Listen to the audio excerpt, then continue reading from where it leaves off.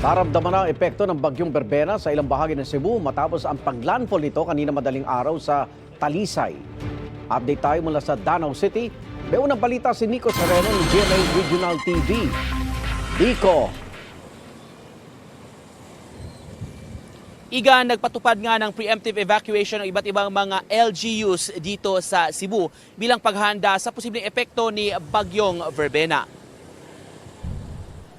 Kakaunti na lang na tao ang nadatnan namin sa barangay Kotkot, Liloan, Cebu kagabi. Naka-evacuate na kasi ang karamihan ng mga residente bilang pag-iingat sa bagyong Berbena. Ang lugar, isa sa mga matinding binaha noong kasagsagan ng bagyong Tino nang umapaw ang Kotkot River. Hanggang ngayon, maputik pa rin ang paligid. May mga nakatambak na basurang hindi pa nakokolekta.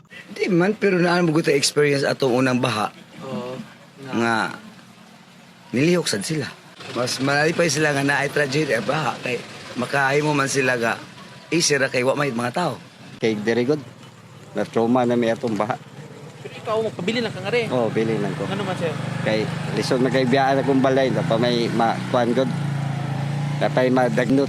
Sa Danau City naman, aabot sa 500 pamilya rin ang inilikas kagabi dahil sa banta ni bagyong Berbena o aabot sa 2,000 individuals. 25 evacuation centers ang binuksan sa 15 apektadong barangay.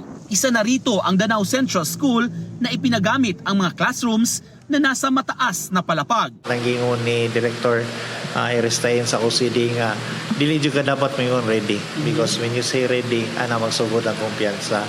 So all I can say is for the now is naninguhalan mi no. We're doing our best na safe lang atong mga kuan atong mga constituents. Kaninang madaling araw, naranasan ang pabugso-bugsong hangin dito sa ilang bahagi ng Northern Cebu at may panakanaka at minsan may kalakasan na pag-ulan.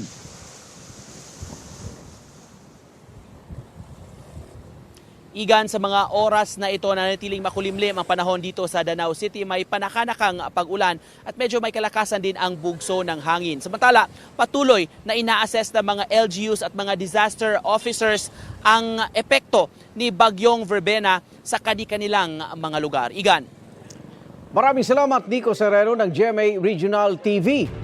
Igan, mauna ka sa mga balita, mag-subscribe na sa GMA Integrated News sa YouTube para sa iba't ibang ulat sa ating bansa.